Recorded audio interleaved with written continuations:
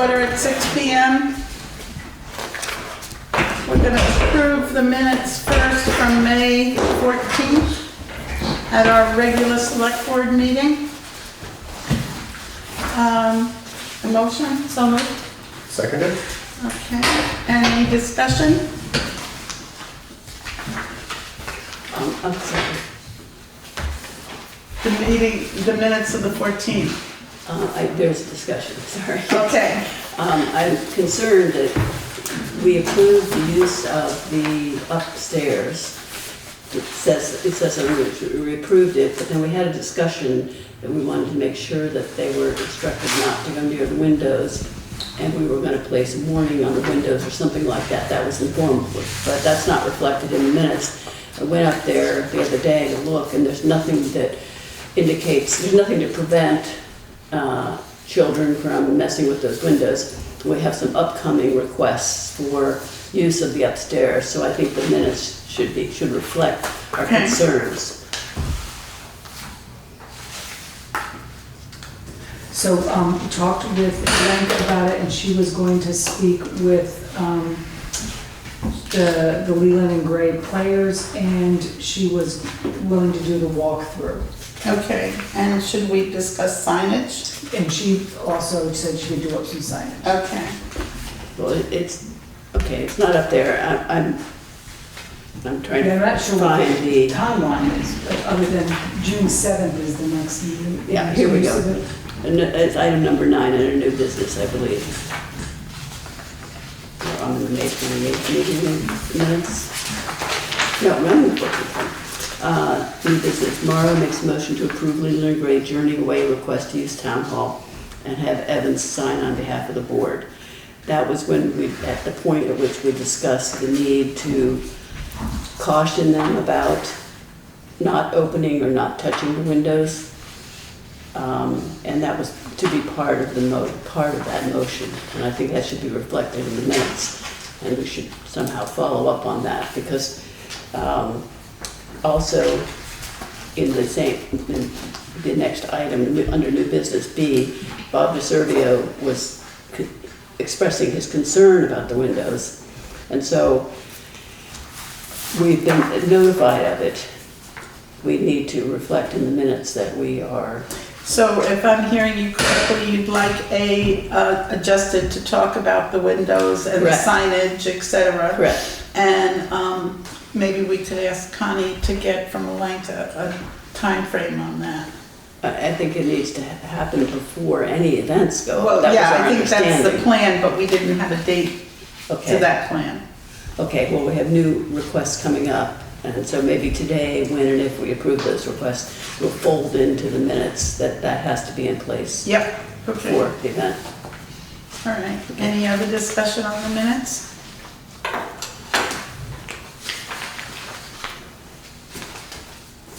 Shall we approve minutes with the changes? All those in favor? Aye. Opposed? Okay. And so now we'll go on to additions and deletions, new business. We have summer camp career exploration. Well, that's just the, Oh, I should just read them and then go on. Okay, I get it. I'll get this one of these days. And then there's MOP, which is a town resident that would like to talk about access to the Back Windham Road. And old business, Katie Marrow on, how do I say your last name? Marrow. Marrow on grant writing. And then members of the public is Cara on Zoom. she is. Shall we? Can we do that now? Sure. Hello, Cara. She's coming off of mute, I think. Right. Can you hear me now? Yes? Yep. Hi, Cara. Okay. My name's Ally Evans. You're in front of 4 selectmen and the public. And you have some concerns about pedestrian access on the Back Windham Road. Yes.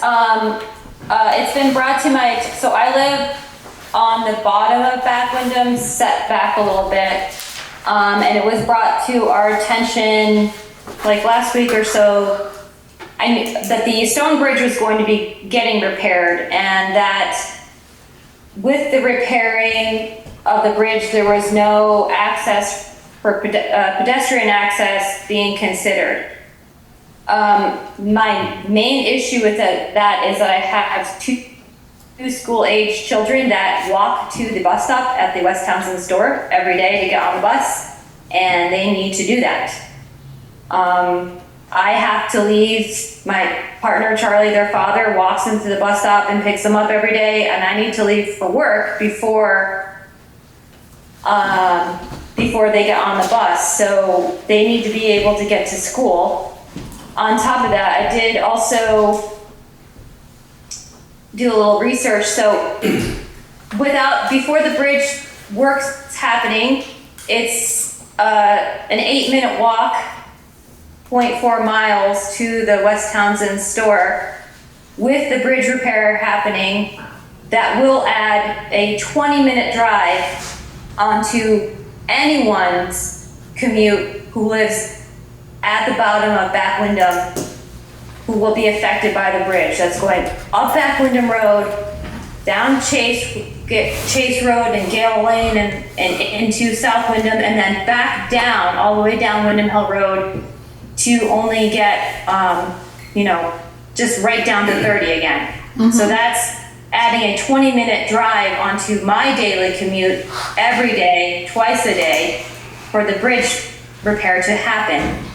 I understand that it does need to happen for structural reasons. I also know that the Historical Society is involved in the bridge repair, and I've been told that they are estimating that this repair will go into October. So I don't know how the town expects anyone who is directly affected by this bridge repair to drive 20 minutes and another 8 miles out of their way every day just to access Route 30 for a historical repair. Well, it's not only a historical repair, it is a needed repair for safety. Correct. And it has kept the historical value in mind doing the repair. It was, some of these things were thought about because of the summer, you would have less impact for school with the week or two now, and then a month or two. But school's still in session till June 13th. I realize that, that's why. The bridge repair was happening starting on the 10th, technically, that there would be no access. Correct. And we did have Connie call the Vermont Leagues of Cities and Towns, who helps give us advice. And they said that they didn't feel that we had any legal obligation to make alternative school bus stops or something like that. And they asked if you had gone to the school board and asked them, since it was a school matter. And that's as far as we've gotten at this point. I have not gone to the school board because as far as the access to the bus stop, that has not changed. Their bus stop is not changing. What's changing is their ability to access the bus stop. So if you receive my email, what I'm requesting is that there's a safe pedestrian crossing to be put in place so people can walk to 30. Not only because of the school access issue, but because of also emergency issues. Because if there's an emergency, I need to get out to Route 30 with my kids. I'm not going to go all the way up Windham Hill Road. I'm not going to take 20 minutes in an emergency. I also had other community members saying that they were talking to local property owners about essentially putting wooden planks across culverts so people could cross. That's not safe. I do not want my kids walking across boards to get to the bus.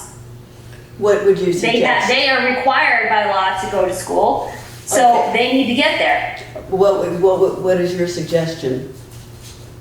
that some sort of pedestrian crossing be considered in the bridge repair, which will be taking. Specifically. Am I incorrect by, is how long is this bridge repair is suspected to take?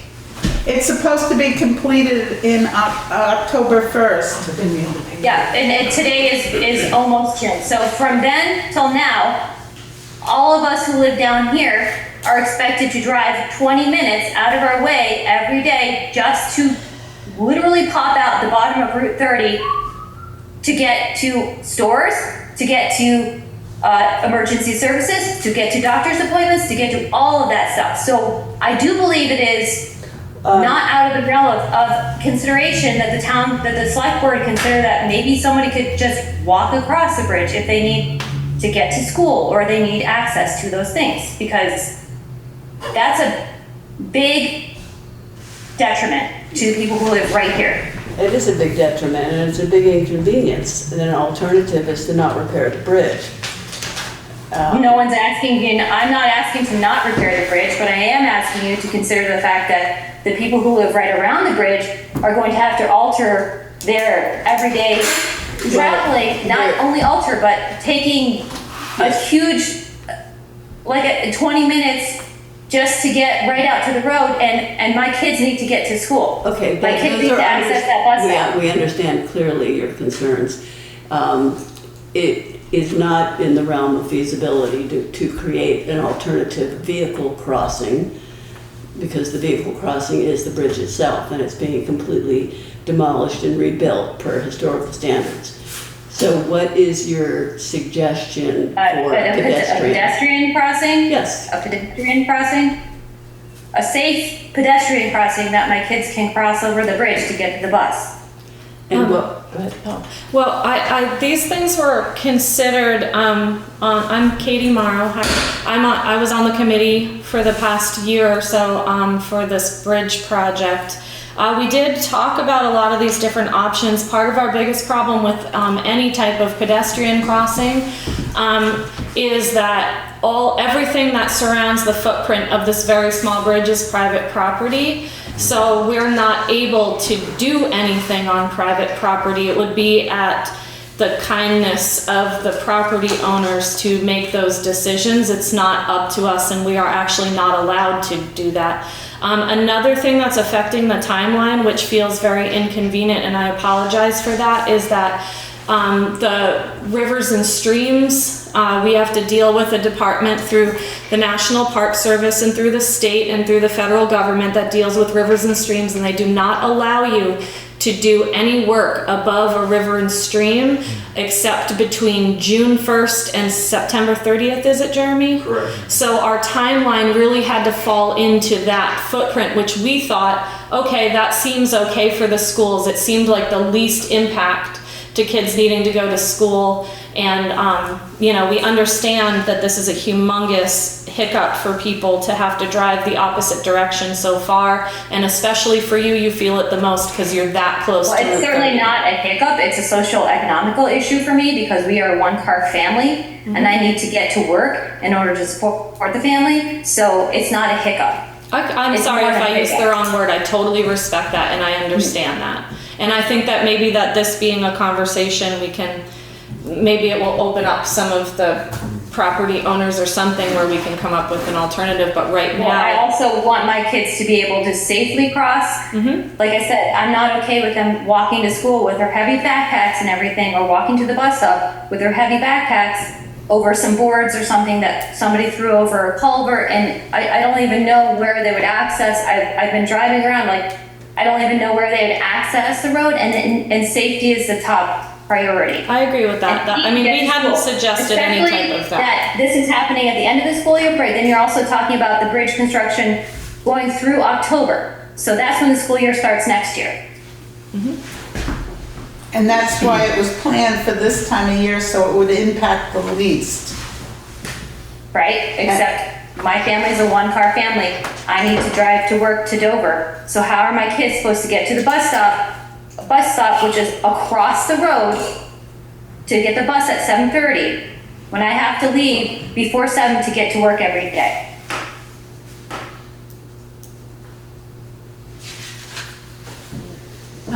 We will take that under consideration, and Connie, did we have, another thing we wanted to check, or?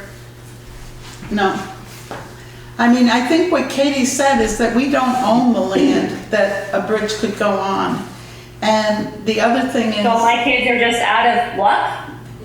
Or I just get to, I get to work late every single day, or possibly lose my job because I have to get the kids to school, because that's a law, that's mandated, the kids have to go to school. I think what we're saying is that we don't have an answer for you right now. We've had several meetings throughout, I mean, this conversation has been going on for 7 years, and we've had several meetings about all of the logistics of this very big project. And I think that we don't have all of the And on answers top of right it, the now. bridge does not have to be historically repaired. The bridge could just be repaired, and it wouldn't take till October to do it.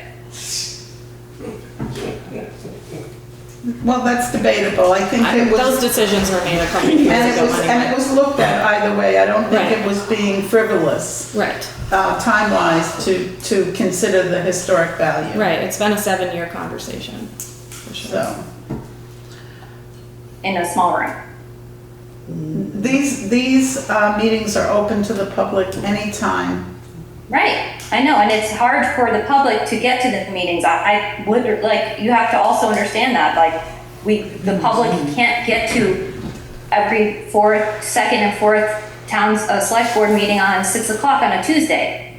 So sometimes you have to deal with issues happening in a last minute manner, but this situation it's not about frivolous stuff. It's literally like my kids need to get to school. We're not suggesting that your concerns are frivolous at all. In fact, they're highly understandable. We're simply saying that this has been an ongoing topic of conversation for at least 7 years, and that there have been plenty of opportunities to bring this up while the project was being planned. As the chair indicated, we don't own, we cannot act or take action on any of the private property on which, that surrounds that small area. Have you spoken with your neighbors surrounding the area about use of their land? What would I speak to my neighbors about? Am I speaking to my neighbors about allowing my kids to cross Well, their yes, property actually. unsafely, and to have them No. take that risk, that liability if my kids get hurt or injured, that they're taking on that liability? Is that what I'm speaking to them about? Well, in fact, I guess that would involve them taking on liability, but if you're. So my kids coming- have to risk safety to get to school. No, you're. We're not saying that, but No. what we are saying is that we don't have an answer for you at this moment, and, Well, I'm gonna need an answer before this bridge stuff happens, because well, the answer kids have to get to the school. answer right now is that you have to drive around. And that's the only answer we have. You are going to end up with a safe bridge and a safe way to get your children to school, as opposed to a bridge that was not safe. And, that's the answer right now. I know it's not one that you want or hope for, but that is the answer right now. We don't have an alternative. And we did try to plan to make it the least impact on school. So, anybody else on the board have something to say? No? The suggestion about talking to your neighbors was so that we could have we could have some understanding. why can't the town talk to the people who own the property? Has the town tried to talk to the people who own the property there? No, No. no. Okay, so why is it on me to talk to the? Because what why we're is it on me? saying that your option right now is to drive around, and that's the only option that the select board can offer you at this moment. So it's not our job to call and try to put up a temporary bridge at all. I'm on Back Windham Road. There's no space. So- There's no space. It's the only access point. Yeah. You can't go. You don't do that. So what I'm hearing is that it's not the select board's job to help people in the community. That's what I'm hearing from you right now. That would be an extreme rephrasing. That it's not the select board's job or in your best interest to help the people in the community. I think You can't even be bothered to reach out to the property owners to ask them about that possibility. That's gonna be on me. At the Because it's moment, inconveniencing me, it's not inconveniencing any of you. Because it's a detriment to my livelihood, it's not a detriment to yours. I don't know that you know what our livelihoods are. We give it our time to be select people and take care of the business of town. We do. I wish that you, okay, so basically this was kind of pointless for me, so I'll just, figure it out on my own. That's great. All right, thank you. Bob, did you have something, Bob?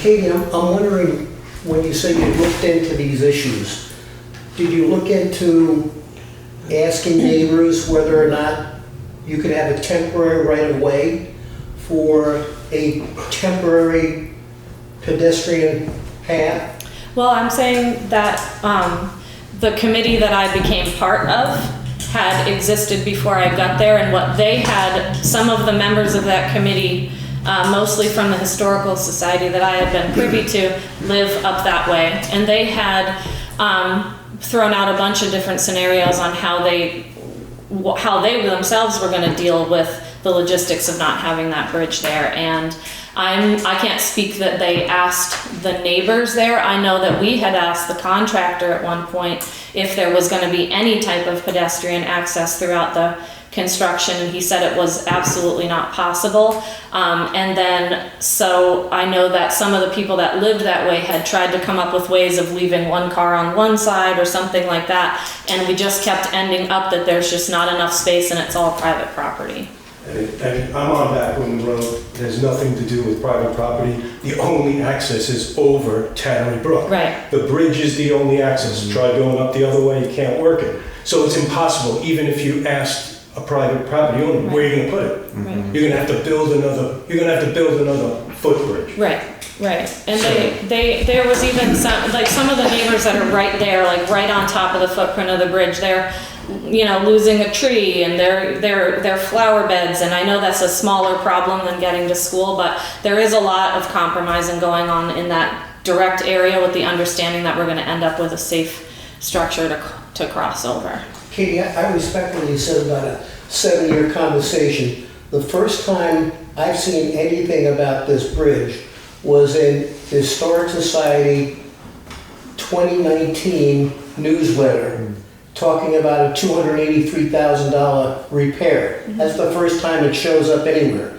And if you wanted to go to those meetings, you had to be a member, at least according to the website. So don't think that people had access to a lot of this stuff, because they didn't.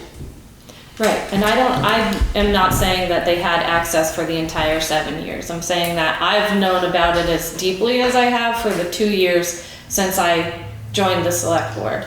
And that's when I started seeing contracts coming through and different kinds of conversations going back and forth on the logistics of the project.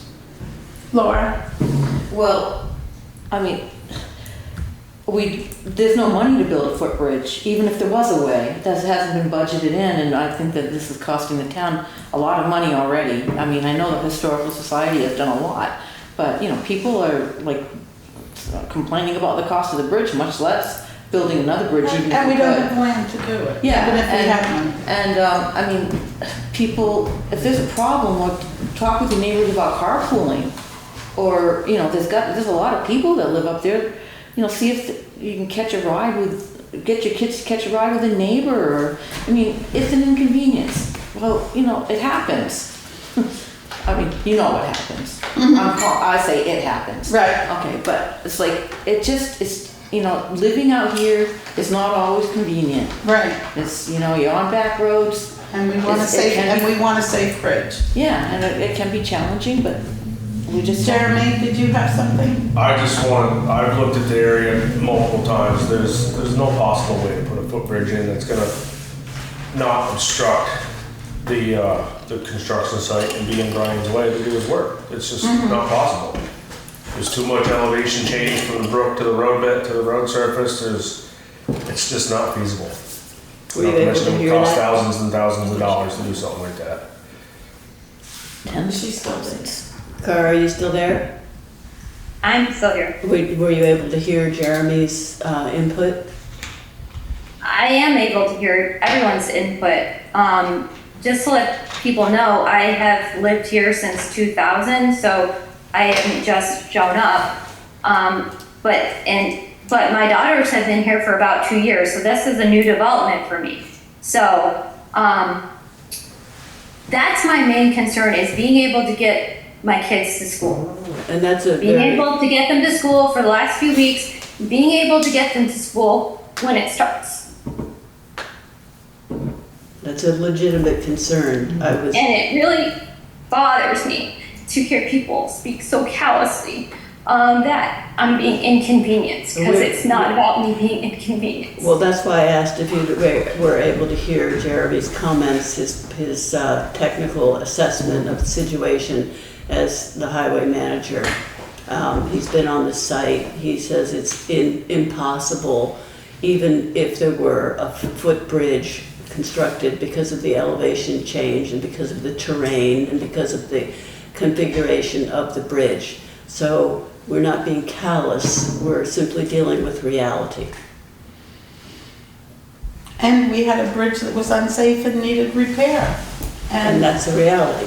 That is reality, and none of us have intended to be callous, heartless, and I am very sorry if you felt that way.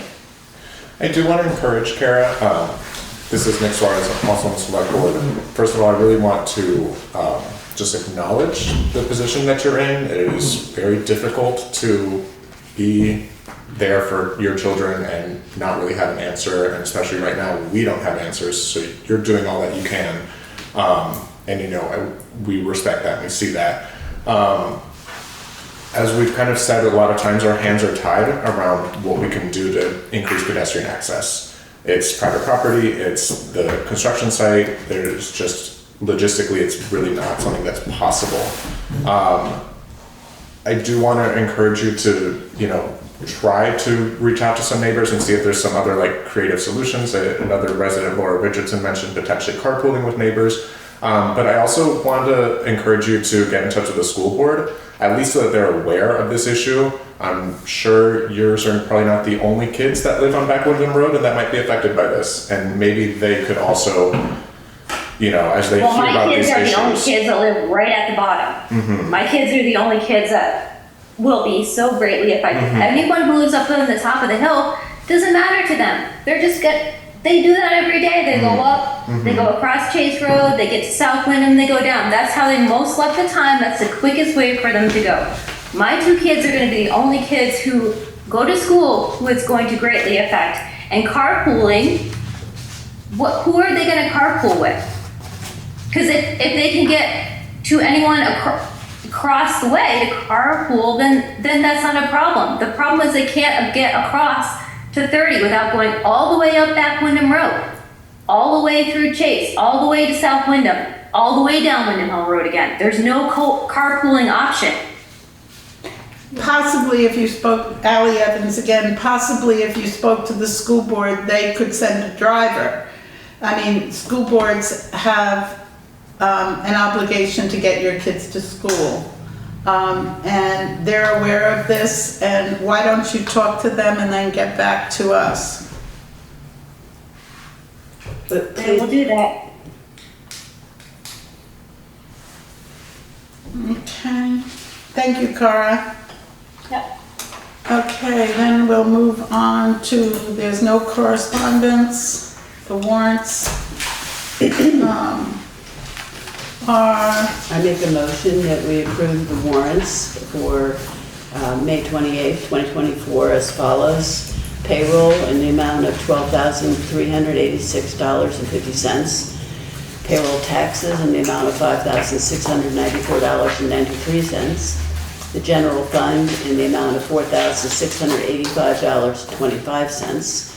The highway in the amount of $21,017.34. Highway equipment in the amount of $45,687.52, and payment for the gazebo in the amount of $25,088.52. That total funding is $114,560.06. Thank you. Seconded? Any discussions? I would just, as a point of order, like to clarify that the total amount for the cost of the gazebo is being covered by the Mosley Fund. Right, and the gazebo is being delivered on the 11th of June. Yes. Which is very exciting finally. That's all, just wanted to clarify that. So, thank you. And so no discussion, so shall we vote on accepting this? All those in favor? Aye. Opposed? Nobody. Okay, the reports. Do we have anything from the highway? Not much, just Back Windham Road will be closed on June 10th. Brian's gonna start moving his stuff in on the 3rd. That's about it. Okay. Thank you. And then go on to the treasurer. Connie did the reconciled general fund balance for us again. May 28th of this year. Shall I just read this one?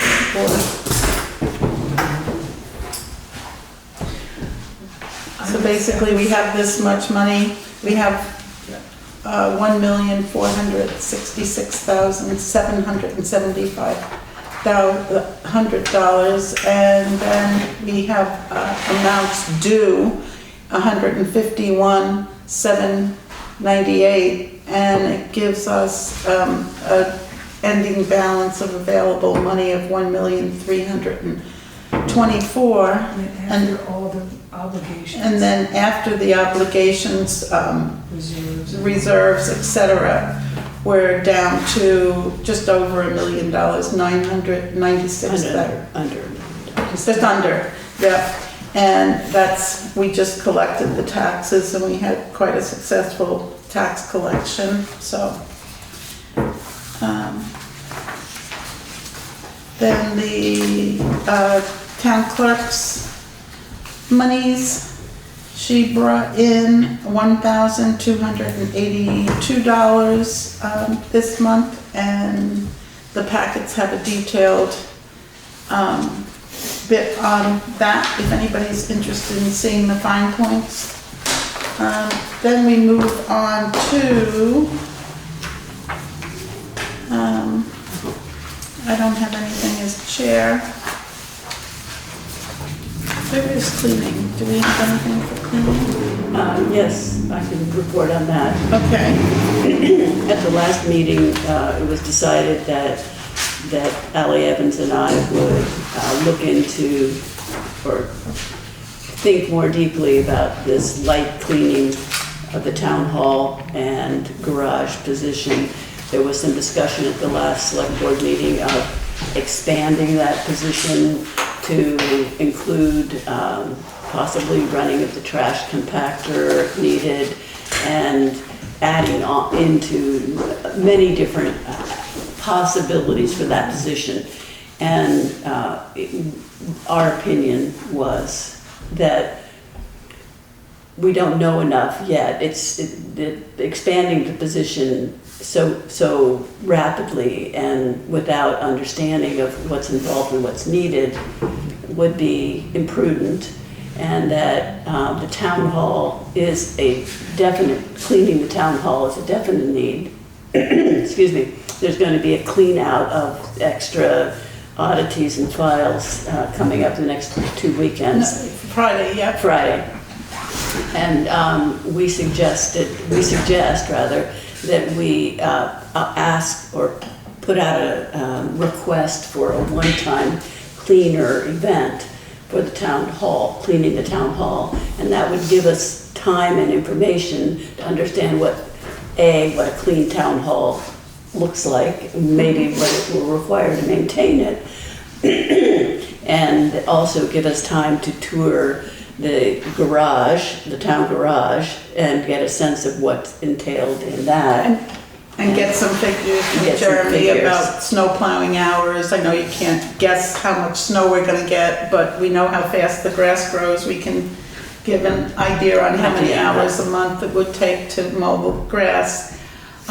So we need to understand more. However, the cleaning of the town hall is an immediate and existing need, and that's something that we could put, not out to bid, but probably at a casual labor rate, probably would be that, and then cap it at a certain number of hours, maybe the equivalent of 2 days cleaning. We also suggested that maybe Elenka and Connie could come up with a bulleted list of what would be entailed in cleaning the town hall, and then that would give us an opportunity to maybe estimate, come up with a cap of hours and put it out to the general public to see if somebody wants to do that. I think June 7th is our first big rental that we need to be shipshape for. That's pretty quick then. It is.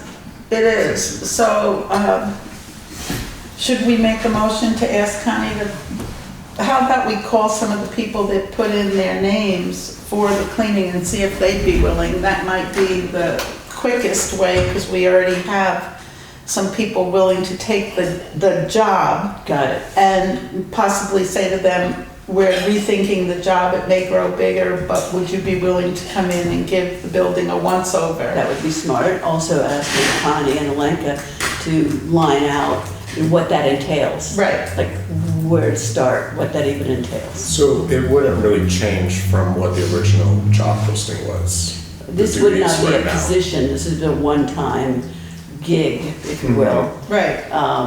Because we don't have enough But information. the duties are the same. Well, What no, we're we don't know talking about that. For the cleaning. We don't know that. I mean, we thought that it could be a half-time job if we put the snow plowing and the, and then if our compactor man retires, then that could expand it to a full-time job. But we've spoken to him and he doesn't have plans right now to retire, so that's off the table. And, But the town hall cleaning, the way that we're talking about not expanding it, and basically we're still keeping it with the original town hall cleaning position scope. We're keeping our options open and buying ourselves time to understand better what would be entailed in an expanded position. and we had said like 2 hours a week, but because it's been so much deferred maintenance, it's gonna be more than that the first time. I think that Nick may be referring to the job duties that Elenka and I put together and have given out to the applicants who will come in. So I think those duties would clean the building sufficiently. Okay. Yeah. Okay. I see what That's you're saying. I see Yeah. what you're saying. I also just want to make sure that we're talking about the same thing, because if we're starting to change the job and what we're expecting out of folks, but what we've already put out as a request for applications, then those folks aren't applying to the same thing. Right. And then if we're also just kind of making the decision to say, oh, well, now it's gonna be something different and we're just gonna hire someone one-off, then we probably should also advertise that as such, instead of just kind of picking someone that didn't actually apply to that position. So I just want to make sure is that the positions are still the same, and we're just talking about maybe a reduced time frame, but we're still talking about the same thing of just town hall cleaning, light maintenance. At the last select board meeting, it was pretty extensive discussion about actually changing the job position. Right, and And now so- what you're saying is we're not going into that because we're not No, ready no. to do that yet, No. because we don't know. No, we're the black, scope of no, that. we may expand the actual position, at which point it would be re-advertised. Right. And we'd go through that process. In the meanwhile, in order to meet immediate needs, to get the town hall clean, we work within the parameters of the original job Exactly, position. yeah. And go back and, because of the timeline, ask some of the people who had already expressed interest in the position as defined in cleaning the town hall, if one of them or multiple of them wanted to take that as a one-time job event, which would also then buy us time to discuss with Jeremy and to consider actually changing the job description. I think we're communicating. Yep. Okay. Yes, If the board decides that that's the direction that you want to go, then I would just have a couple questions about the proper way to solicit cleaning on a one-time basis, because there are, I think, 4 maybe applicants, 4 or 5. How do you choose the 4 or 5? And then we had put on light maintenance. We didn't define light maintenance. So what's really defined is the cleaning, but not the light maintenance. So that's what we'd be going for Right, so prior to just- the June event. Right, so just have an understanding that it's just the cleaning. Just the cleaning. And then the method by which to. I would think choose. that if we decide to go this way, we would call or ask you to call the 4 people. Half of them might say, no, I found something else. None of them might be available. Or they all may. Or- be. Yes, so, Okay. but we don't know. Well, I'm asking for some direction. If more than one person is interested, who makes the decision? And what's that decision based on? Sounds like we have an emergency select board meeting in our future. I know what I would say. I'd say have one of them clean upstairs and one of them clean Oh, downstairs. that's And, you know, that comes off the top of my head. So, That's a very good reply, actually, dividing up the duties. So- And if that's impossible, then I'd say we'd have to follow a more formal process of bringing it to the select board, and let's hope that doesn't happen. so, what shall we do, Phyllis? I'm wondering also how the logistics of paying them. You're not onboarding them into the system as employees, so are you Well, They would have to paying sign them with a an invoice or contractor's something? Like, form. I think Elaine has these contractor forms that they would have to sign. You know, That's what she does with when we. for like a one-off? we would use the Okay, that casual makes labor sense. rate. That makes sense. Yeah, it has nothing to do with payroll, it's 1099. It's an independent contractor. Thank you. yes. When I covered a couple of times for Eddie, that's what I did. I just signed this form. It was just a one-off or a two-off or whatever. It wasn't- Thank you. Elaine's good. It's so nice to have knowledge in the community. Thank So you. shall we make a motion and move on with this? I'll make a motion, but I was involved in the discussion, so I Yeah. perhaps shouldn't. No, you can't. You can. You can. I make a motion that we ask Connie to inquire with the people who have expressed an interest in the town hall cleaning position to see if one or more of them is interested in executing the cleaning of the town hall on a contracted basis. And if more than one person is interested, we leave it up to Connie to divide the duties as she thinks appropriate, Okay. to be paid at a casual labor rate Through 1099. through 1099. Second. All right, any further discussion? Looks like Laura has. Yes. So maybe you could have, if you've got 4 people and they're all interested, you could have 2 people the first time you need it to have cleaned, then 2 people the next time, and tell them that you're just doing a quality assessment. This is a job interview. Let's see. Probably nobody's going to be interested and we'll end up cleaning the building. That means you found anybody, Yeah. 17 whatever an hour for cleaning. It's unheard of. So, We've been waiting for an answer. did we We vote had a on second. that? We have not voted. Okay, all those in favor? Aye. Opposed? Okay, let's move on to Oh, yay. the killer of trees. Look at all this paper. How many times? This is the name change for, Next is the fire department. oh, okay. Did I skip over that? Thank you. Okay, so on to fire department, because I don't have anything in my packet for it. Yeah. That's right. The fire department, last time in the minutes, it was asked that we look into rolling over the money from the fire department. I said that I would look into it. I have looked into that, and it's my opinion that it should not be rolled back into the fire department. The reasoning for that is the amount of money is great.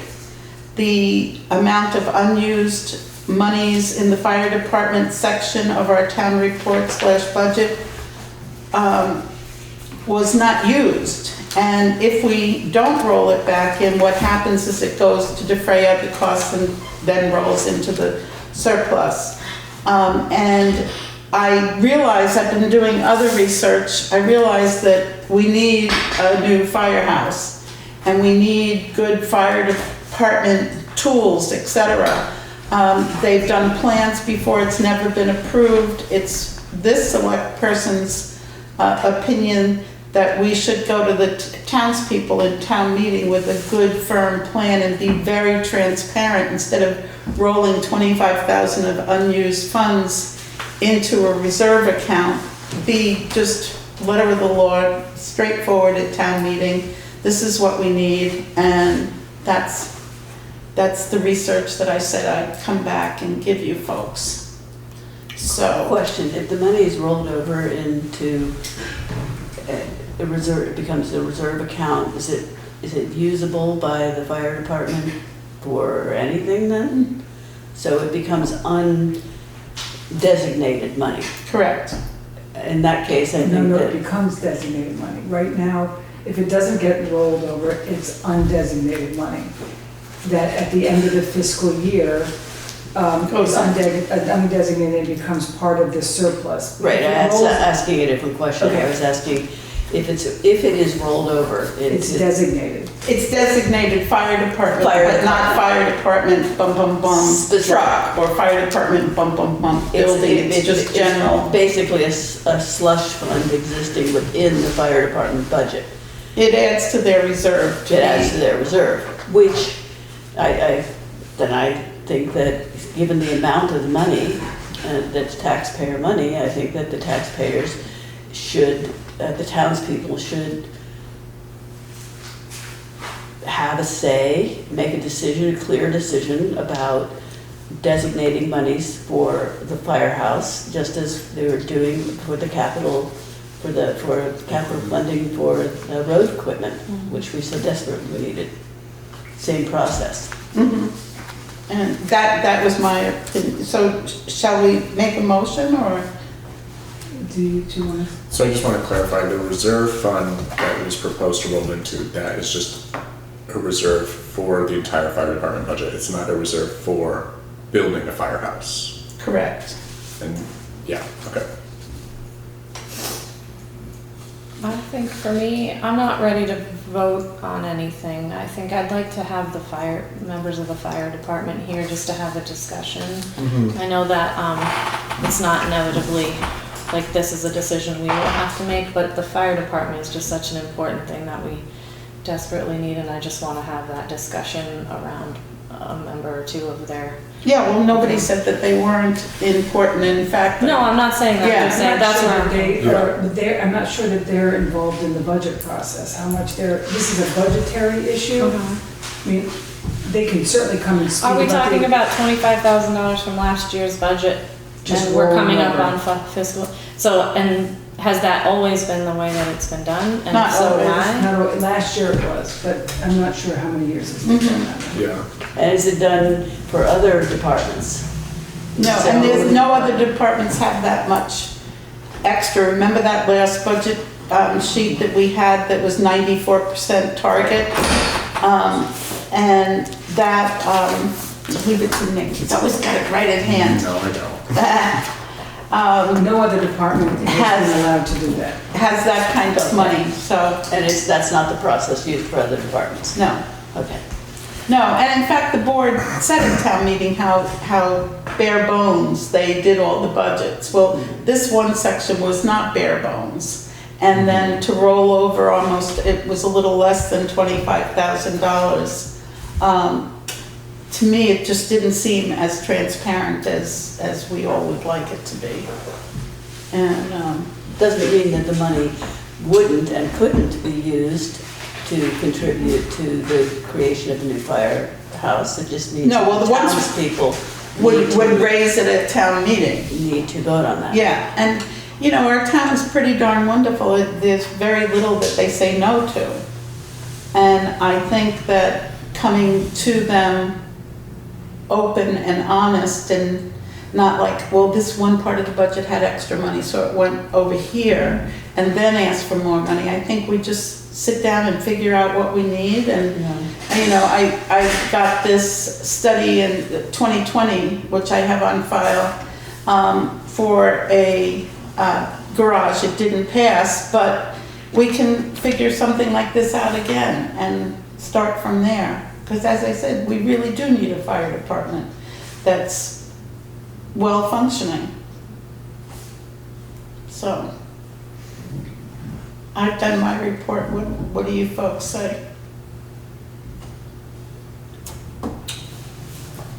I think I agree with Katie. I think we still need a little bit more information before we can put this to a vote, at least for myself. I agree with that.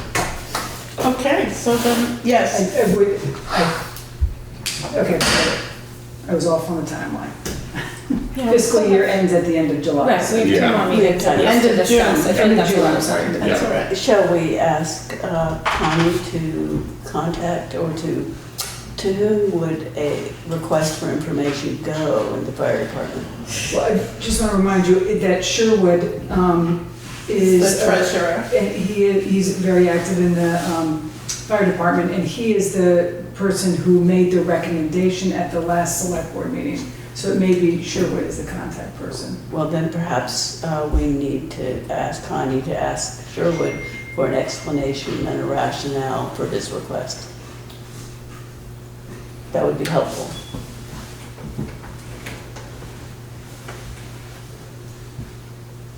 Do we need to make a motion in that regard? Do we need a motion for that? I don't think so. I think basically we're just gonna pass over it now and Yeah. we'll put it on for next week, for Yeah. next meeting. It would be helpful if we could just like also look at the budgets for that at the next meeting. All of us, because I know Ally, you and I have spoken outside of meeting about this, but I don't know if all the members of the select board have kind of been looking through, like noticed that budget. But you had pointed out to me that there was a few line items that were just budgeted total 25,000 and weren't used at all. And so there's just the concern of saying, all right, we're budgeting, we're not using it, so therefore it just goes into this reserve catch-all. And just wanting to have that transparency around, you know, we are budgeting this money for a purpose, and that's, and the townsfolk are approving that. Okay. Okay. So, just so I'm clear, so the request is to have me reach out to Sherwood to provide more information, including more detailed information on the department's budget. Is that what I just heard? That, yeah, I think so. Anyone else have anything to add to that? But Well, an explanation and a rationale for his request. That Well, and almost as opposed to creating something for town meeting and our proposed budgets for next year, how are we gonna deal with the individual groupings, and then what are we gonna ask the townspeople for? And just like with the highway or anything else, we're trying to do capital improvements, we're trying to get the best product that the taxpayers can afford, and do it in a way that they understand what we're doing and what our objectives are. So, all right, can we move on? All right, and the next is the road change. Let's put this one to bed, folks. Yes. I read again through all the correspondence and then looked back at the policy that was drafted up and then not approved. The policy appears to be fairly good. I can envision ways to allow the select board more discretion in terms of whether or not a road change name is approved or not in the case of a private road. But that policy should get looked at again by all the select board. However, I think we should also be responsive to the request that is outstanding. And I think we can be responsive to the request of the Brodie Woodlands name change and make it clear that the policy is being taken up again, and that until the policy is finalized, no additional or no road change requests will be considered until the policy is finalized. So Did that make sense? it did.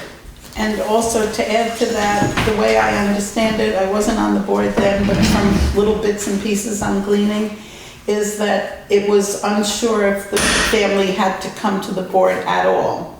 They were unsure of the procedure. Yeah, that's that question. Do I really need to come here? And then it kind of got to be a big deal. We have Matt Brodie is in the audience. Oh, hi, hi. So, And we have Helen, who is the E911 coordinator. Okay. so, Yeah, and the policy makes that clear, that a petition to the draft policy makes it clear that the petitions to change the name of a road would come through the E911 coordinator, and that the submissions would be reviewed by the select board. The draft policy offers definitions and procedures. It seems pretty clear, but the other select board members haven't had time to go over it, and we don't have the ability right now, for the lack of time to go over the draft policy, to make a decision for or against based on the draft policy.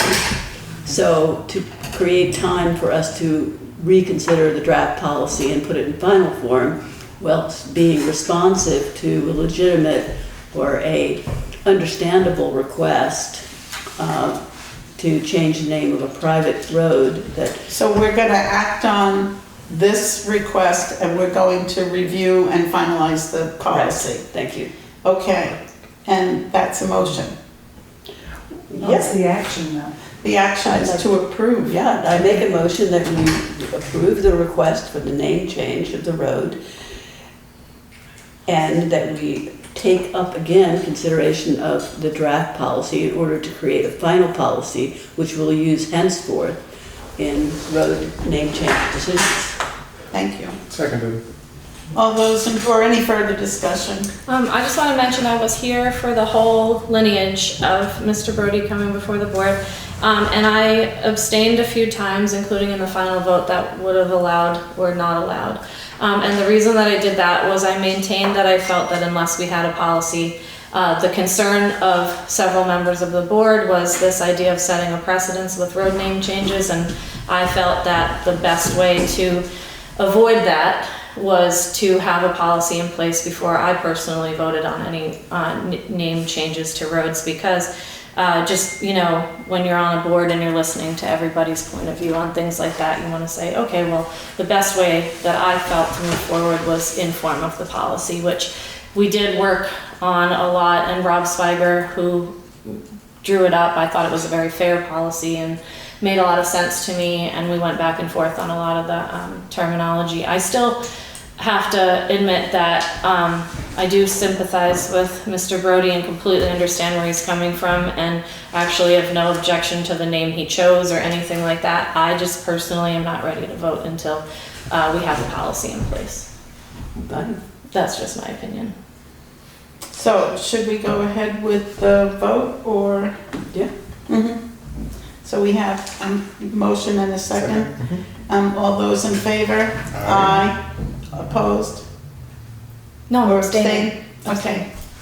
I didn't hear Kate, but Kate did vote. Yeah. I voted in favor. All right. That raises the question, of course, that you need to take on this policy. Correct. And bring it back before the board. I'd be happy to do that. Okay. Be the point person on that. I'll talk to Helen again, go over this, and bring it, put it on the agenda for the next meeting. Appreciate that. Thank you. Did that pass? Yes. Okay, I only have 2 eyes. No, Thank you. 1, 2, 3. You can stay for the rest of this fun if you want. You don't have You to. know what, I decided to eat dinner or stay. Okay. Well, nice to meet you. It would have been earlier. Nice meeting you. Nice to meet you. Meeting everyone, thank you very much. You're welcome.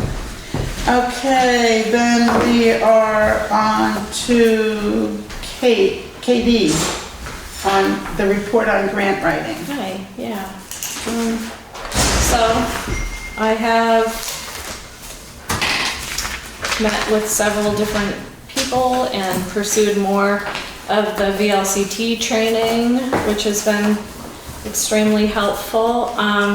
And last meeting you asked me if I thought I would come to this meeting with a suggestion of a grant to pursue.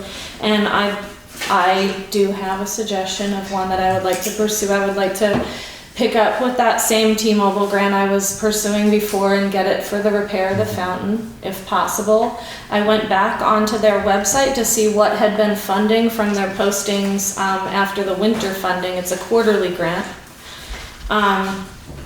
There's a couple different reasons I wanted to do something that's considered kind of small. It's because we're all in this process of having a grant coordinator. I'm new in the process of applying for grants. I think it's a good place to start. There's been a long conversation since the gazebo thing happened about making the common, put it back to, a really nice meeting place and a place for our community to go, and a safe place for our community to go, and having a broken fountain and a brand new gazebo doesn't really seem to make sense. Also, a lot of what I'm seeing with the grants, there's a couple different ways you can do it. You can go for the gold, like the planning commission with these larger things that they're doing, which is great, and can take several years and all of that, which I think is also a goal of what I've been interested in. But also the small things, the fixing of the fountain. There's a grant I've been looking into for these radios for the road crew, these smaller tasks, like what the MTAP is covering for us. They're all part of this large list of things that we need that cost money. And where does that money come from? So in just kind of talking to different people and listening to the different needs of what's been discussed even over my 2 years on the board, having different people come before us and we explain the condition of this building or the condition of the common and things like that, I feel this would be a good place to start. It's funded quarterly, so right now they have about a month left in the current application cycle, and the next one starts July 1st and ends September 30th. You find out about 4 to 6 weeks after September 30th if you get the funding, which the funding would come, and then you have a year to spend it.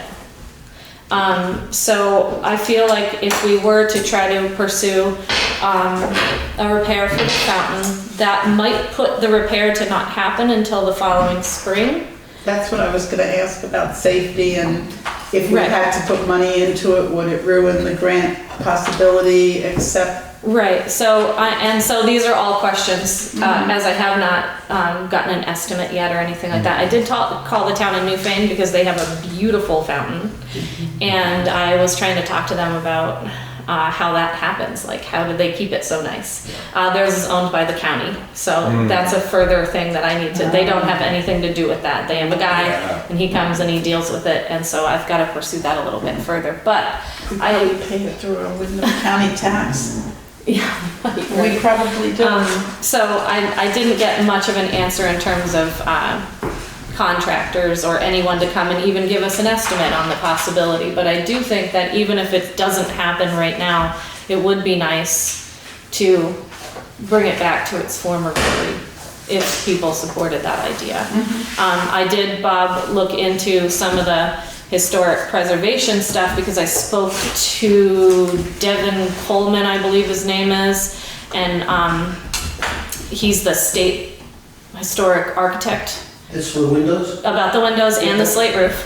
He gave me some, they can't tell me contractors to use, they have to give me a list through the trust. But then I thought, well, that funding for those historic preservation grants don't start until August, and then it's a much longer process, and you guys are doing your thing with the planning commission with that much larger project. So I'm not saying I wouldn't pursue something like that, but for where I'm gonna start from, what I know I could do right now is this.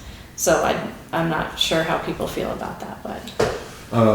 Can you remind me how much the T-Mobile, like, what's the upper limit? Oh, so they'll fund up to $50,000. And actually, there was some cool stuff that through going back in there and looking at what they've funded since I last had been on there. Ironically, they funded a gazebo in a common space, which is actually awesome for us because this whole grant is about beautifying common spaces, populations under 50,000. They want to fund you up to $50,000 for your project. They fund 25 towns a quarter. In speaking to Lee Petty, the person that did the grant for the Stone Arch Bridge, she was saying to us in the very beginning, we're a small fish in a big pond, T-Mobile doesn't even exist here. Well, they just funded a grant in Northampton, Massachusetts. So they're all over the country with this funding. They're looking for very small towns with need. Yeah. And I think that we still, I say it every time, but we still really fit that. I printed off what the application would look like if anybody wanted to look at that. It's in my stack somewhere.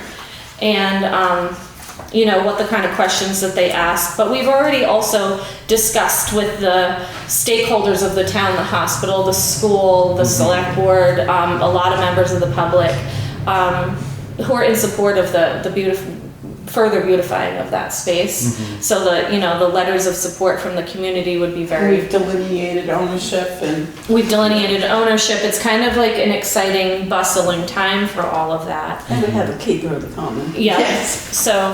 And Jeff Russ has a lot of experience with that fountain, so you might want to talk to him. And you know, I didn't even really discuss it with like Jeremy yet. I didn't even really like ask him if he knew who deals with that. So yeah, my next step would be, if anybody wants to see what the questions they ask and things like that.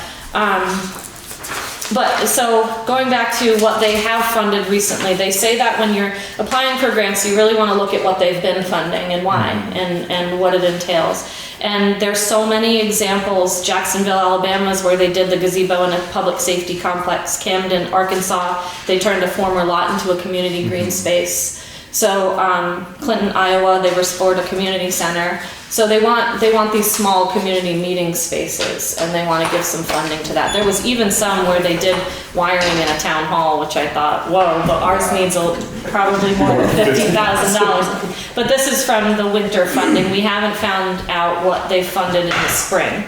So right now, like I said, they're in the middle of one of their funding cycles, and July 1st would be, I guess that's my goal, is to start. Well, in the meantime, I will be gathering the information, trying to talk to contractors. So are you saying you think you could get in under that July 1st deadline? No, the next cycle goes July to September, and that's the time frame that you're looking at. That I'm looking at. And of course, that's gonna, you know, if we talk to a contractor and they say, this timeline of the funding isn't going to work for what needs to be repaired, we can't do that in April or something like that, or it's going to take longer than that, then that's going to, you know, I'll have to go back to the drawing board and come back to you with something else. But looks as if you're going to need that time to get some of these. So these are all things that are on my radar that I've been. Is the fountain operable at this moment? No, it is not. So it won't be for Fair Day or? It needs a new pump and filtration system. Is that something the highway department is supposed to be doing, or? It's something that Steve had taken over when he took the position. I don't know if he did it before him, but currently the pump stopped working, I don't know, early fall last year, and I took it out for the winter so it didn't freeze, but I haven't had a chance to dig into it. I know it's been repaired multiple times in the past 5 years, so. Well, Jeff Russ, I think, used to volunteer. I have spoken with Jeff briefly about taking a look at it, but I haven't followed up on it, so. Would you like me to follow up on it? If you don't mind. So I can be an official keeper? There you go. I do, you know, the fountain itself, This veneer stones are starting to pop off. I mean, with the kids playing in there, it's been a constant struggle. Well, if we get the grant, we could redo the stones and make them like they used to be in historic. Yeah. And part of the reason. fountain, I'm sorry, the Yeah, go fountain ahead. itself, the metal structure, is in desperate need of a good sandblasting and proper painting. Yeah, we've done that before, and it took a bit, but it wasn't undoable, Yeah. you know.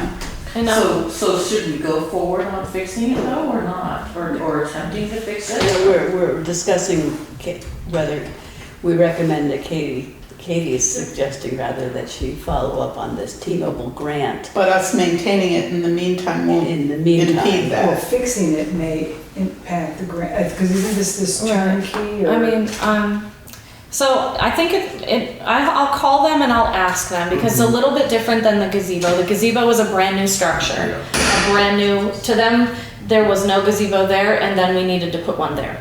And that's what, The turnkey. because we started already, that was the issue with. That it wasn't shovel ready. Right. I'm not sure about repair and Yeah. something Lee I would Petty. think you I would should use be the able word to repair, restoration. especially if it's safety. Right. Yeah, restoration. So, and Lee Petty had said you can call them, and that's what I had done last time, and I'm gonna try to do that again. There's actually 3 organizations involved with the funding that you can reach out to and kind of see what their scoring is and why, and what they would say, you know, we recommend this or we don't that. And you can also call them and just familiarize them with your project, so they're not surprised when your application comes through and they already know a little bit about it.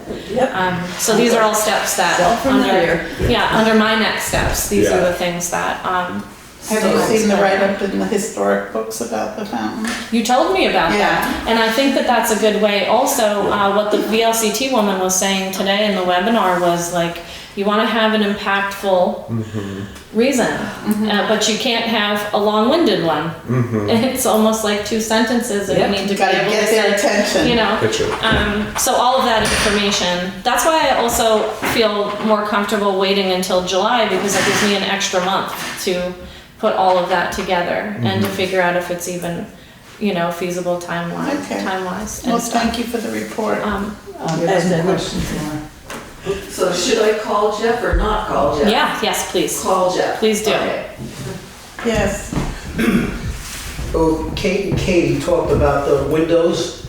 The signage is important. Telling the staff not to open them is important. Right now, they're loose. The tracks and the stops are gone. It was very high winds in my house the other night, and I'm thinking those things might blow out.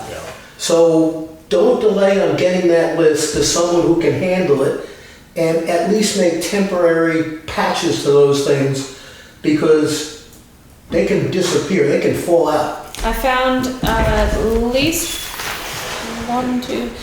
5 contractors between Brattleboro and Keene that deal with historic windows that were on the list from the state preservation, mostly in Brattleboro, 1 in Keene, and then I got a name for a slate roof person who does repair for slate roofs, and I got that from my neighbor who's a timber framer. Excellent. Let's not delay on this select board. Yes. It was a temporary fix, right? There's also somebody that makes like a storm type of insert as well. Again, you just don't want to lose beautiful windows upstairs and have them fall out because the wind came up. And Bob, could we just screw in some blocks on the outside? probably. Something that's not gonna. You need a lift though. You're not going to be able to do it on a ladder because you got to move the windows. I mean, it's something that a person who's got skills really should do. Otherwise, they can either break them or destroy the historic significance. That's my feeling. Actually, the planning commission looked at them last week when we were meeting, and unfortunately, Rick had a birth, a grandchild, so he wasn't there. But in any event, we went upstairs and looked at these windows. They need attention now. Lastly, MTAP, anything on that? Okay, we're like way all over the place agenda-wise. One thing I want to add on the topic of the Grant writing? grant writing, is maybe also look into just other smaller projects that we can add on to the, Yes. yeah, I'm just thinking like tables, picnic tables, things like that, just Right. all these little things. That's where our thought process went with the Okay. gazebo, some landscaping, I was thinking some benches, because our bench situation, I know we moved them for the mowing, but, you know, something like just to, I mean, if the funding is out there and we're gonna go for it, I think is that we over for all of should it. try to get something, you know, so it's complete. Appreciate what you're doing and look Yes. forward to seeing it come true. How do we respond, or how does the select board take action to make an emergency repair or shore up the windows? How do we act on that? I think we asked for it to be on the next meeting's agenda, don't we? Or a select board a select board member has the right to put something on the agenda, make a motion, or make a request. I mean, I came with my list of contractors to share with Connie to see if we wanted to get some estimates going so we could get the ball rolling, because I do understand that we don't want those windows to get any worse than they are. And also, I felt like talking to the state preservation people was important, because you guys are talking about what you're doing with the, or want to possibly do with the building, and we want to preserve as much of it as we can in the meantime. We don't want to go putting plastic windows in their place. That would be a shame. So And that's if they kind fall of out, we might have to. So that's where I was coming from. So I have a list, and I have a bunch of phone numbers and names for Connie to follow up with, if that's what the board wants to do about the windows in the meantime. Get some estimates so we know what we're dealing with ahead of the next meeting is what I was gonna suggest. And we have the signage request and Alenka going over it with people who are anybody who rents the. renting the building, so it's kind of, so Connie, we don't need permission to ask you to have an action item of just to make a couple of calls. So if you would give that to Connie, that would be great. Anything further until we move on to town hall use request, Ginter? We've got a celebration of life request June 15th for a man who was from the Athens Road, and we have an insurance policy, and Doesn't give the details of the time span. I'm assuming it would be just, we have to assume that it would be that one day. We can anticipate that the upstairs will be clean by then. We can further anticipate that there will be signage about the windows, and that this person would ensure that it be communicated to Pete Ginter as the event supervisor. he's deceased, but Oh, It looks like well Donna. then, That's the request. yeah, it's a celebration of life for him. okay. Well, okay, then they filled out the form incorrectly. The name of the event supervisor or individual responsible wouldn't be the deceased person, so that was my understandable mistake. And I cannot read the signature, so I don't know who this person is. It's Donna, I think it's Donna Ginter, okay. The concern about the window, I mean, who knows how many people were there? You know, it could be 50 people. And that creates it's June and it's hot. It creates a dangerous situation around those windows, and I just feel that we need to ensure that they're not messed with. So I know that we don't have a time on here. Can we like provisionally approve this until we get the time, and then you can sign it off? Because otherwise we're waiting until the 11th. We've done it in the past. Yeah, where we can To just say, approve it. we'll approve it as long as we get the information on Yeah, time. just Yeah, please great. provide us with this information. You wanna make a motion? Yeah, I would like to make a motion to approve Donna Ginter's town hall use request for celebration of life on June 15, 2024, contingent on getting information as to what time will be taking place. Okay, second. I'll second it.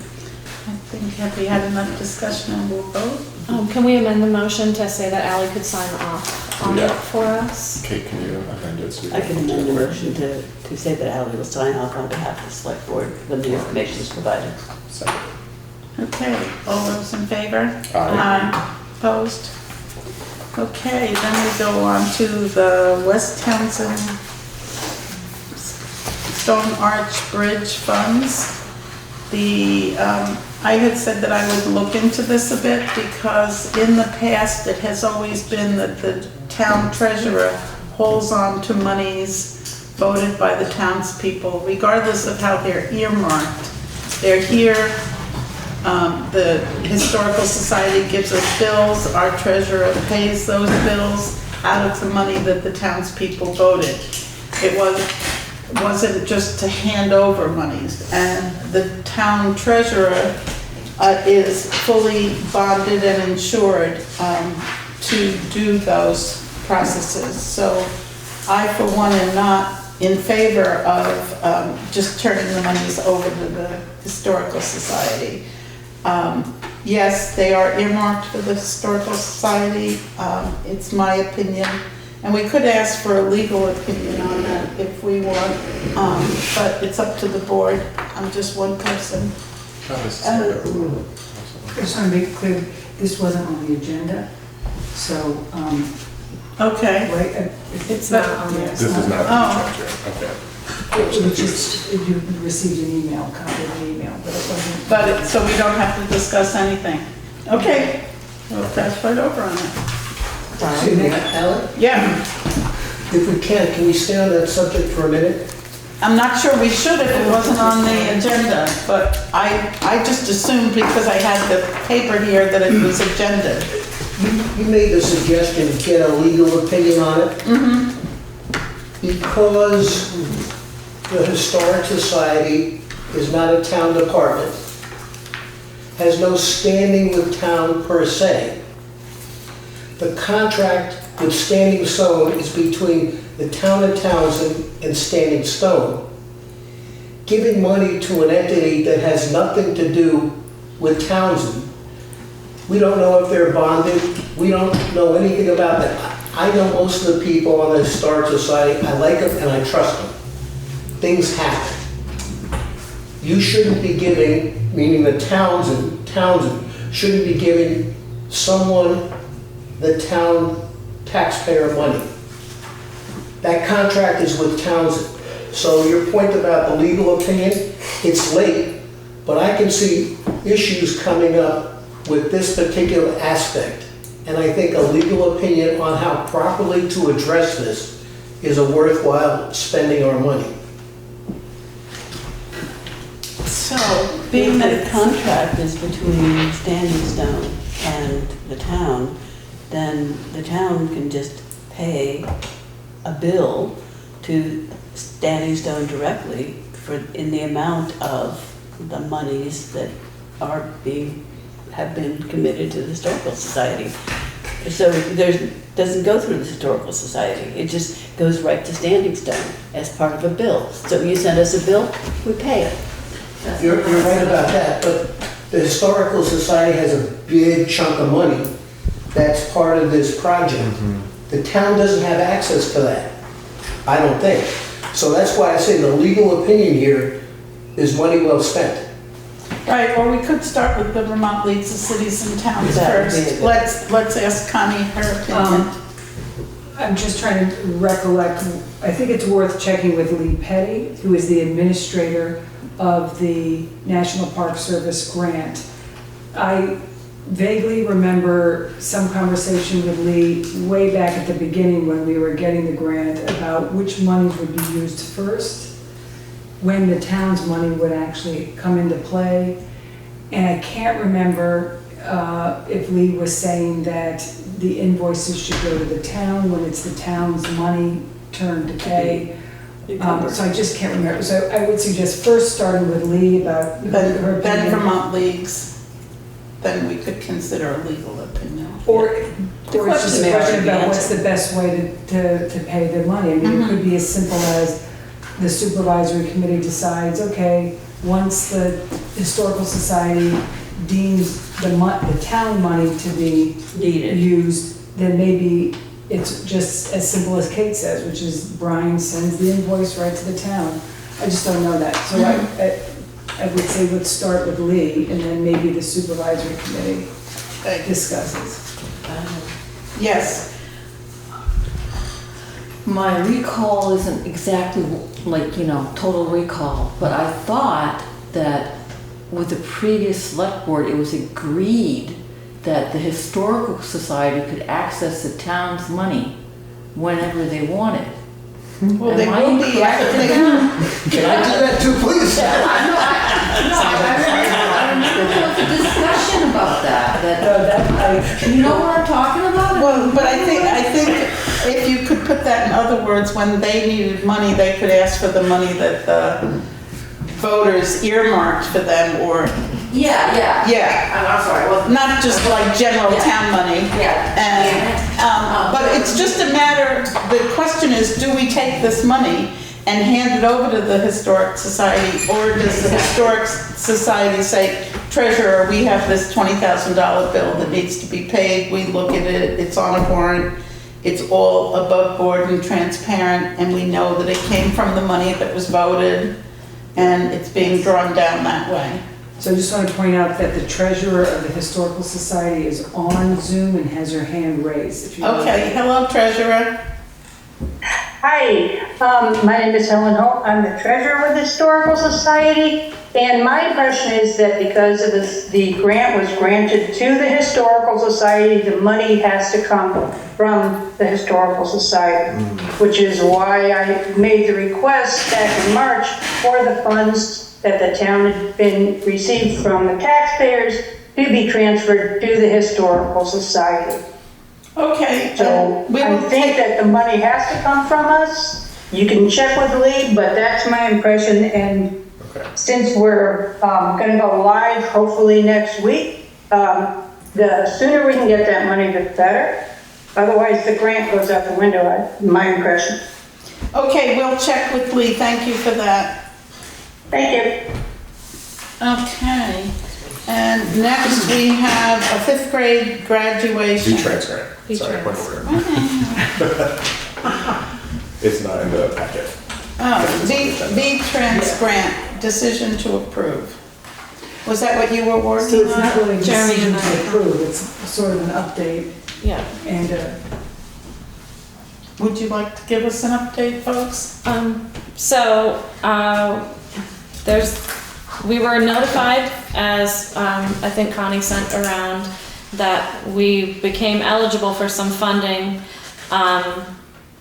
and we need to let them know. We need to let them know. We were told initially that because we'd gotten some funding in 2023 and 2024, that we weren't high enough on the list to receive this funding, and it turns out that we, for some reason, Other towns have been. we are eligible for this funding. So the kind of idea of how much funding that would be and stuff was a little bit last minute. So Jeremy and Connie and I met today to just discuss the logistics, and what we kind of came to is that the money doesn't pay out until fiscal year 2026, which is July of 2025. That gives us a lot of time to get everything together on our end, to put these projects that we're now going to be able to use quite a bit of grant money for in motion. So our recommendation was that we accept this and allow Megan to push us forward on receiving the money for. One would be apply for the Class 2 paving grant and immediately schedule the paving work, since there is money for our part of it already in the fiscal year 2025 budget. And then apply for the structures grant and put the money into the highway fiscal year 26 budget. Okay. So we just wanted to come and let you know that we were going to move forward on accepting this VTrans fiscal year 2025 funding. So to clarify, we do have some FY25 funds to get started on the Class 2, but we don't have to get started on these right away Nope, we don't have to start them until next summer. until next summer. Okay. Right now, we have a fiscal year 2023 grant that we're putting in motion this summer and a 2024 grant that we're putting in motion this summer. Okay. And that's why we didn't even know that we would be eligible for Yeah. this, and we checked our name We on the needed all list. that equipment. Yeah. Yes, exactly. So this was great news for us to find out. It kind of lightens our load a little bit money-wise. There's a small match, which is already factored into our budget, I believe, for the paving and for the bridge, that we would be able to put our match into next year's budget. Okay. Because we're far enough ahead of budget season that we can reach out to contractors Yeah. and we're gonna put an RFP together in a couple weeks and try to put these in motion. Okay, thank you for that report. Are we on to the graduation? Townshend Elementary School graduation. And I would like to make a motion to approve Townshend Elementary School's this is common use request for the 5th grade graduation on June 11th from 2:30 to 6:30 p.m. I'm not sure, is it common only, or if it rains, is it town hall? They haven't said that. They didn't check either, No, so, I have not heard that they're seeking alternate. okay, I mean, Okay. I'm fine to go with your, Do you mind adding that up? And to authorize Ally, the select board chair, to sign off on the request. Second. Thank you. okay. You need a vote. Yep, I was just thinking. Well, my thought was, it's the 11th, and the guys are getting there from Pennsylvania in the morning at 7 AM to put the gazebo up. Yeah. And I'm not sure that it's gonna be finished and clear and everything by 2:30. So I'm wondering if one of us should call the elementary school and alert them to, you're taking half of the common. Yes, Does anybody know how long, I've heard it could take them a week to assemble this I thing. haven't heard. no, I talked to him today, he said a day or two. So, It's basically like IKEA. So more likely that it will be. no, but, I mean, they should know that they can only use half of the common, and they shouldn't have Yeah. kids roaming over where there's construction. It sounds like a recipe for disaster. Right, 5th graders, construction right next to it. What could go wrong? So, Maybe they should. I'll sign it, but just so that we all know. So you're gonna approve it?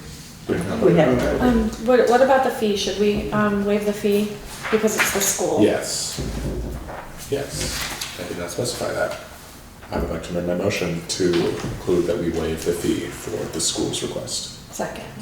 Thank you. Okay, and any further discussion? Yes. Question, because I'm a common keeper.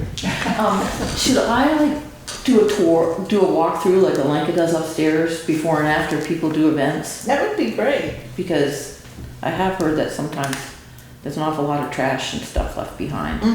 That would be great. And, we can have even a file with your name on them so you know what's up and coming. And it won't be from the FBI? Yes. Put Yes. something in there from the FBI. Do we need a vote on that? I don't think we Yes. voted, did we? We Oh, did not vote. all those in favor? Aye. Aye. Opposed? Okay, then we go on to Summer Career Exploration Program. It's a weekly group meeting. They're from Leland and Gray. And they have the Tuesdays set out for different dates through July and 1 week in August. 5 Tuesdays. Are they wanting to use the common or the town hall itself? You know, it's Town hall. nobody's being really good at checking the box, are they? So we'll have to assume that they're town hall because that's what they verbalize to you. But when we see these things, we should make sure that people check them, check the box. And they have, a copy of liability has been sent as requested, will be sent to your address in 2 to 3 business days. So 2 to 3 business days, and they filled this out today, so we should get their liability by the end of the week, I assume. I'd like to make a motion to allow the SCEP weekly group meetings from Leland and Gray on Tuesdays from 9:45 to 11:45 on the dates of 7/9, 7/16, 7/23, 7/30, and 8/6. I'd like to waive the fee because they're affiliated with the school, and I'd like to authorize Ally Evans to sign off on it on behalf of the board, and that's of course contingent on their policy coming to us within the next couple days. Thank you. Second? Second.